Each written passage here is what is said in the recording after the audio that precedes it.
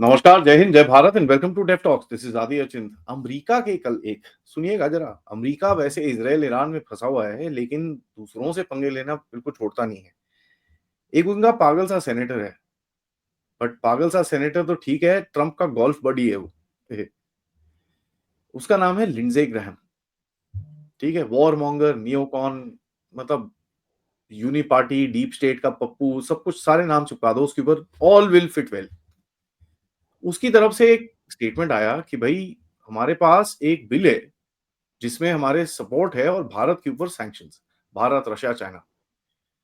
मैंने उसके ऊपर कल ट्वीट करा, मैं सर जल्दी से साइन कराओ, फटाफट लॉ बनाओ यार, Bharat is waiting for sanctions. ये मेरा कहना है। पतिकृत भाई क्या कहते हैं, सुनते हैं। नमस्कार भाई, वेलकम टू शो। हाँ, नमस्कार। फर्स्ट एंड फॉरमोस्ट अभी तो लगेगा कि देखो मिडिल ईस्ट में सारे लड़ाई खत्म हो गया, शांति और अमन आने वाला है।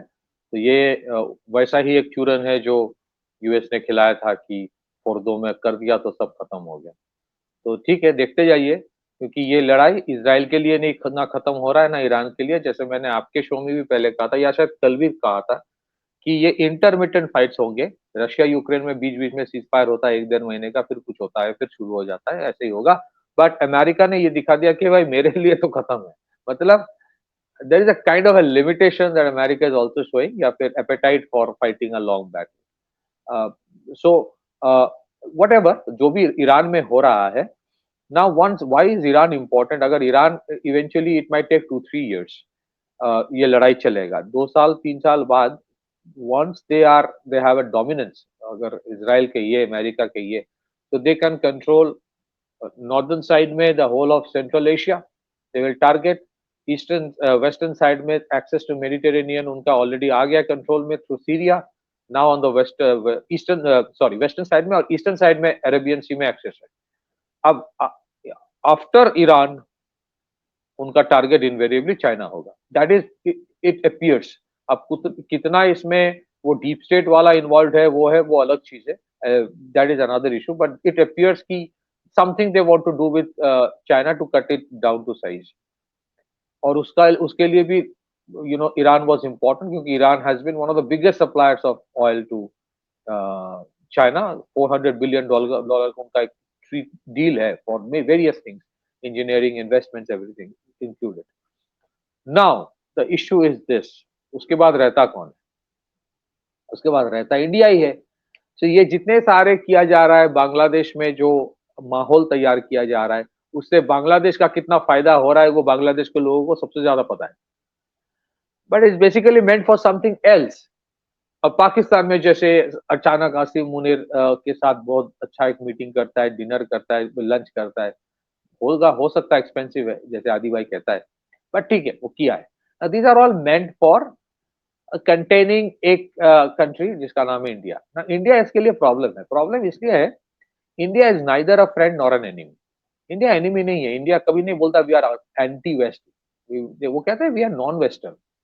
वो एंटी वेस्ट नहीं बोलता है, बोले हाँ तुम्हारे साथ हम हैं। और इंडिया एनिमी भी दोस्त भी नहीं है। इंडिया का अपना स्ट्रेटेजिक ऑटोनॉमी है। इंडिया तुम्हारे लिए लड़ाई करने नहीं जाएगा जहां पे उसको लगता है कि ये गलत लड़ाई है। इंडिया विल इंसिस्ट कि डिफाइन करो टेररिज्म को। इंडिया विल इंसिस्ट कि अगर ट्रेड डील होगा तो माई वे और हाईवे नहीं होगा, टेक इट और लिव इट नहीं होगा। और इंडिया बोलेगा कि मेरे देश में 140 करोड़ लोग हैं, उनकी एनर्जी रिक्वायरमेंट है, तुम सैंक्शंस लगाते जाओगे ईरान के ऊपर, वेनेजुएला के ऊपर, रशिया के ऊपर, मैं लूंगा कहां से? So India is neither an enemy nor a friend. That is something very uncomfortable for the west. ये अनकंफर्टेबल है, ये कभी देखा नहीं इन लोगों ने। बिकॉज उनके अल्टीमेटली देखिए, before I get into the India context, ये हम लोग जो बोलते हैं ना कि ट्रम्प और डीप स्टेट, या ट्रम्प का जो लॉबी है, या रिपब्लिकन लॉबी और deep state, where is the convergence they have and where is the difference they have? एक तो है कि डीप स्टेट किसी स्टेट का नहीं होता।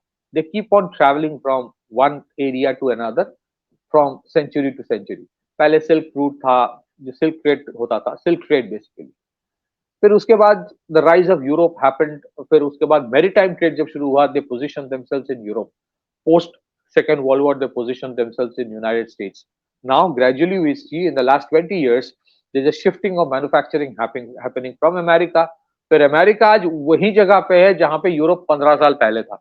धीरे धीरे एनर्की आ रहा है, धीरे धीरे वोकिज्म बढ़ रहा है, ये पहले यूरोप में कर चुका है ये लोग। The only difference between the Trump lobby, the Trump group and the deep state is that deep state के लिए कोई भी देश जिसको कहते हैं ना indispensable नहीं है. Everything is expendable. Even America is expendable for them. They'll move away. I think the Trump lobby says America is not expendable. America में manufacturing वापस लाना है. And I think those major investors in major companies जिसको deep state कहा जाता है उनके लिए वो फर्क नहीं पड़ता. Market is moving towards Asia. Manufacturing proficiency is moving towards Asia. So आप देखेंगे जितना भी ट्रम्प बोले, many of the big American companies as well are shifting towards India, are shifting towards China पे शिफ्ट कर चुका है, now shifting towards India. China उनके लिए प्रॉब्लम इसलिए है कि हाँ ये रियलिटी, चाइना का जो पैसा है वो अमेरिका से ही आया है. चाइना का जो ताकत है that has been created by the American money. American money went and invested there, created manufacturing, know-how दिया, technology दिया, फिर China has become too big for them to handle. So they want to cut down China to size. बचता कौन है? फिर India. और उनको लगता है कि हर चीज अब सैंक्शन से कर लो. उनको कहीं ना कहीं लगता है कि रेजिम चेंज ईरान इराक में जैसे आप कोशिश कर रहे हो वो इंडिया में पॉसिबल है. इंडिया में वो पॉसिबल नहीं है. कोशिश कर चुका है पिछले 10 साल में. पॉसिबल इसलिए नहीं है क्योंकि हमारे कोई टोटलिटेरियन रेजिम है ही नहीं. हमारे यहाँ इतना छूट है, कोई भी गाली दे दो सरकार को, हर कोई देता है हर दिन, किसी को फर्क नहीं पड़ता. You don't have a totalitarian thing. तुम यहाँ पे बहुत कुछ कर सकते हो which is not good but still you are allowed. थोड़ा फ्रस्ट्रेशन वेंटिंग भी कर लेते हो. So they can't do it that way. The other way is conflict. The third thing are many other things. उनको लगता है tariff is the one thing that can solve every issue. I agree with you, वो tariff करे. उनको लगता है it appears if they move towards countering China and then India, उनको लगता है कि कहीं ना कहीं रशिया इंडिया चाइना का ग्रुपिंग होगा. उनको लगता है. Now somewhere if the Chinese say कि भाई, और ये आपने भी जो सही कहा था, somebody also said to me कि चाइना में सही में अगर दम होता ना तो ये जो ईरान वाला इशू में ये कुछ करता नहीं, किया कुछ सही में. अगर उसको, क्योंकि उन लोगों ने जो एक ऑरा क्रिएट करने की कोशिश की, they we are at par with America, we will take on America, नहीं किया. They actually, if you look, ask me, the Chinese chickened out. Russia did not chicken out. Russia का कारण और है. आधे से ज्यादा, मतलब आधा नहीं, वो तो बोलता है 20-25%, वो रशियन स्पीकिंग ज्यूज है इजराइल. तो उनके लिए you know Israel is not an alien country. So they have their own issues. और वैसे भी रशिया का रिलेशन इजराइल के साथ बहुत कारण से स्ट्रेटेजिकली इंपॉर्टेंट है. Russia is in the middle of a conflict. उनके लिमिटेशन है. China is not in any conflict. China कभी कॉन्फ्लिक्ट में जाता ही नहीं है, वो करवाता है. But they were not very comfortable to take America head on. Now comes the issue of tariff. उनको लगता है 500% टैरिफ की बात कर रहा है लिंडसे ग्रैहम ऑन इंडिया. वो सोचता है कि अगर 500% टैरिफ कर दूंगा तो क्या होगा, इंडिया डर के मारे रशिया से तेल लेना बंद कर देगा. इंडिया डर के मारे रशिया से हथियार लेना बंद कर देगा और बोलेगा नहीं नहीं सर, 500 टैरिफ लेके हम तो मर जाएंगे. एक काम करते हैं, कल से हम तुम्हारे गुलाम फिर से बन जाएंगे.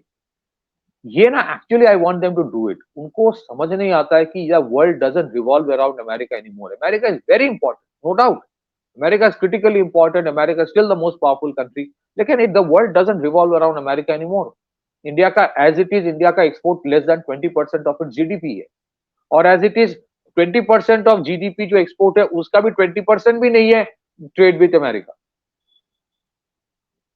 तो अगर उसमें अगर टैरिफ किस में लगाओगे, चलो आप कल से टैरिफ लगाओ कि जितने सारे सॉफ्टवेयर का मेंटेनेंस का काम इंडिया में होता है, ग्लोबल कैपेबिलिटी सेंटर इंडिया में है, सबके ऊपर 500 टैरिफ तो लगा नहीं सकते हो, because it's all on merchandise export. तो मर्चेंडाइज एक्सपोर्ट इंडिया का है कितना, उसमें टैरिफ लगाओगे. और जो है उसमें अगर टैरिफ लगा रहे हो तो ultimately it is American consumers who are going to pay for it. Do you think the American consumers will pay 500%? Ultimate loser is the American consumer. ये टैरिफ अभी उनको समझ में आ रहा है कि यार टैरिफ जो चूरन बेचता है ना, देना तो हमें पड़ेगा. सो ये उनको लगता है कि this is the best weapon possible. Trump को उससे ज्यादा शायद किसी ने बोला नहीं कि उससे apart from that also you would have other options. So all I am saying is this, चाहे वो हो ना हो, ये 500% टैरिफ वाला, ये रशिया इंडिया चाइना वाला जो उनके दिमाग में आ रहा है, यहाँ पे किसी के दिमाग में इतना नहीं है, लेकिन ये लोग इतना बोलेगा ना कि अल्टीमेटली रशिया, इंडिया, चाइना एक साथ भी आ सकता है। It's not very difficult. China के साथ बोल देगा इंडिया के, भाई तुम्हारे जो चाइना पाकिस्तान को बेचते रहते हो ना इंडिया के खिलाफ, ये बंद करो, क्योंकि मुंह से ज्यादा फटी तुम्हारी पड़ी है अभी। हम तो सेल्फ रिलायंट है, हमारे तो we are not an export oriented economy, हमारी कुछ नहीं है।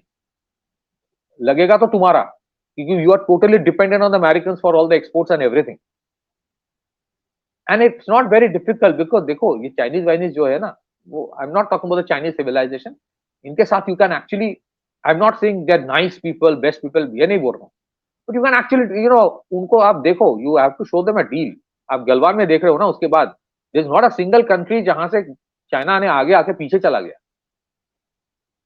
सो all I am saying is this, you have, I think it will take 2 years in Iran, it will take 2 3 years, they'll try in China, try. I don't know what would happen. So to cut the long story short, you have 5 years to deal to prepare yourself for something jahan pe they will target you, not that they want to destroy you, they will want to contain you. आप उनके मुताबिक चलोगे। Actually अगर आप पूछोगे मुझसे आदि, India was already in their pocket before 2014। ये तो प्रॉब्लम उनको हुआ 2014 के बाद से। अब वैसे भी उनका जो कैलकुलेशन था, उनका एज पर देयर कैलकुलेशंस, तो वो जिस तरह से 2010-11 में प्रोटेस्ट वोटेस्ट करवाया, दिल्ली विल्ली में बहुत बड़े बड़े, एक मफलर मैन आ गया, उनका तो कैलकुलेशन था कि 2025-24 तक मफलर मैन ही प्राइम मिनिस्टर बन जाएगा, दिल्ली वाला।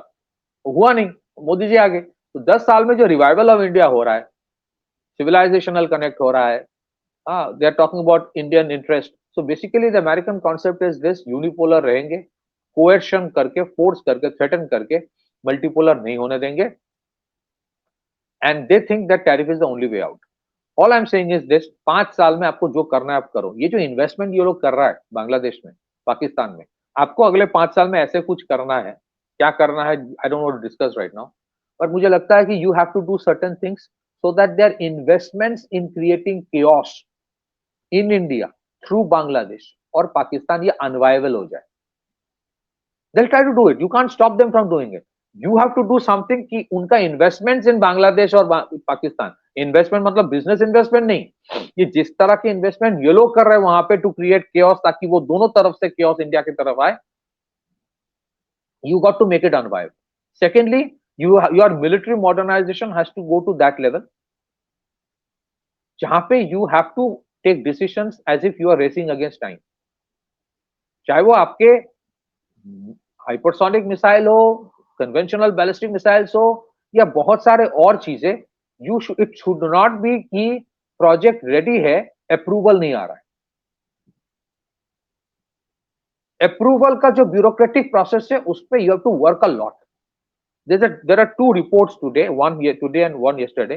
I reiterate, the government of India has done an incredible amount of work in the last 10 years, military modernization में, उसमें हम लोगों ने बात किया है बहुत। But there's a report today in IDRW कि unmanned combat aerial vehicle जो है घातक का, I think they are still waiting for a CCS approval. I'm sure CCS will take it up very soon, but you have to race against time, as if you are racing against time। उस level पे you have to show that urgency। There was a report yesterday in IDRW. I think the DRDO chief said कि वो hypersonic missile का approval अभी आया नहीं है मोदी से।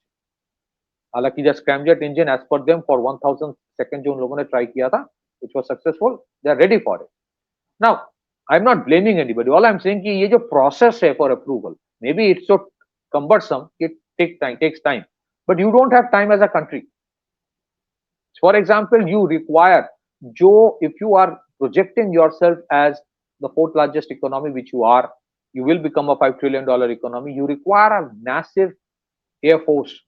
आज जो आपके पास है, which is good, but it may not be good enough in next 5 years, so you need to race against time to have your own stealth bombers, you need to race against time to have your 5th generation aircraft। आप आम का बनाओ, but you need to show urgency to have something, whether it is Sukhoi 57 or more Rafale, you need to show that urgency because you do not have the luxury of time।